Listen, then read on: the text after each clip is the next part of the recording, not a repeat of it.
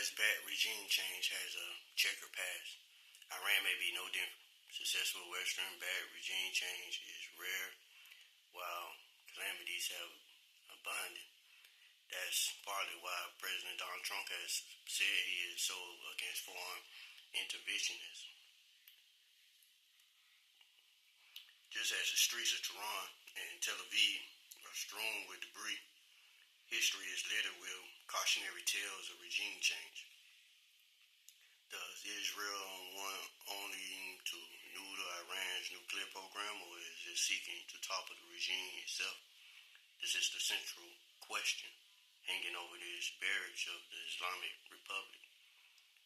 Though its government denies it is an official goal, Israeli Prime Minister Benjamin Netanyahu has urged Iranians to use this opportunity to rise up against their clerical rulers, and his targets telegraph that he is at least seeking to weaken the regime rather than just cripple its century. Analysts have told NBC News. Past examples of successful Western-backed regime change are rare, while calamities abound. That's partly why President Donald Trump has said he is so against foreign interventionism, though he has found that trickery in practice. There is a basic principle that is really easy to break things, but really hard to put them back together, said Brian Class, a social professor in global politics at University College of London. Imposing external regime change is not the most difficult thing to do, but then there's the question of what comes next, usually power vacuums and infighting. Crucially, he says, there are often misguided assumptions in the United States and elsewhere that everyone in these countries want a Western-friendly alternative. That is the case here, he adds. There are people in Iran who are upset that the regime is not hardline enough, and there's also people in Iran who wants to have a Western-style reformist regime, Class said, adding that if the regime collapses, they will battle it out politically or perhaps violently, and definitely seared into this debate are three major military inventions this century by the U.S. and allies: Iraq, Afghanistan, and Libya. In Afghanistan, the Washington-led coalition toppled the Taliban in 2001. Over the next 2 decades, the U.S. will spend $2.3 trillion and see 2,324 U.S. military personnel and 3,917 contractors killed, only to see the Islamist group regain power anyway. The fall of Iraq, Saddam Hussein in 2003 led to then President George W. Bush to declare mission accomplished on a banner aboard the USS Abraham Lincoln that proved to be one of the history's colossal understatement. Iraq descended into a deadly insurgency and then full-blown sectarian civil war after American troops left in 2011. The Islamic State terrorist group flourished and was able to establish its own caliphate, a religious kingdom, before America and its allies returned again to wipe ISIS out. Meanwhile, in Libya, Muammar Gaddafi responded to 2011's Arab Spring protests with legal force killing hundreds of protesters. NATO launched airstrikes and Gaddafi was captured and killed. 3 years later, Libya descended into a three-way civil war and today remains a failed state.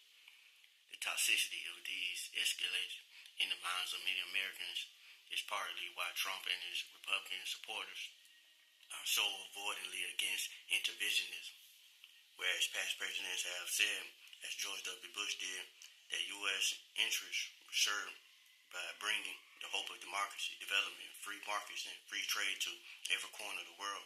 Trump has inverted American isolationist of the 1930s.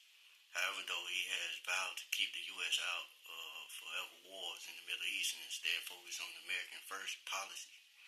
He has found it harder to extricate Washington from its conflict role in Ukraine and the Palestinian territories. Before those 21st century's hostilities, the Cold War was depleted, with American attempts to shape geopolitics from Vietnam to Haiti and Angola to Nicaragua.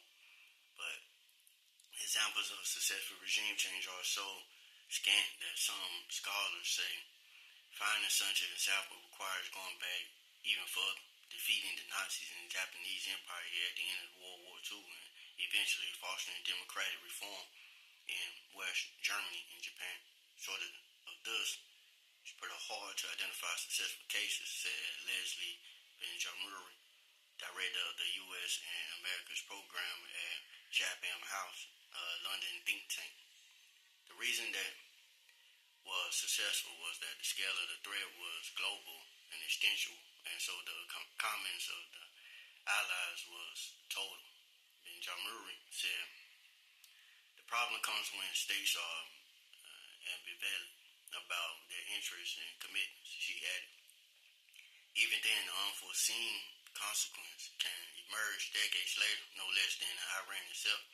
In 1953, the CIA backed a court against Iran's democratically elected Prime Minister Mohammad Mossadegh and installed Shah Mohammad Reza Pahlavi in his place. That's sowed the seeds of 1979 Islamic Revolution, and with it the anti-Western repressive bureaucracy of Iran today.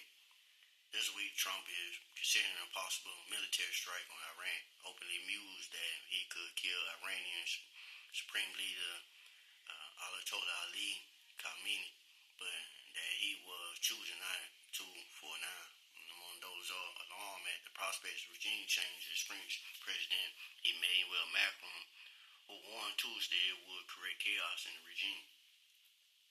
Even if Trump did not, Khamenei, assassinated a man at the top, rarely works, at Nick Cheatham, a professor of democracy at the English University of Birmingham. Political systems are deeply entrenched, and chopping off the most visible head of the hydra doesn't mean the whole system will collapse. Rather than using violence, which can encourage further conflict in the future, a stable government is more likely to happen if it is achieved by domestic protests and social movements, he said. The population also gets a founding democratic myth that can be recalled during future moments of struggle.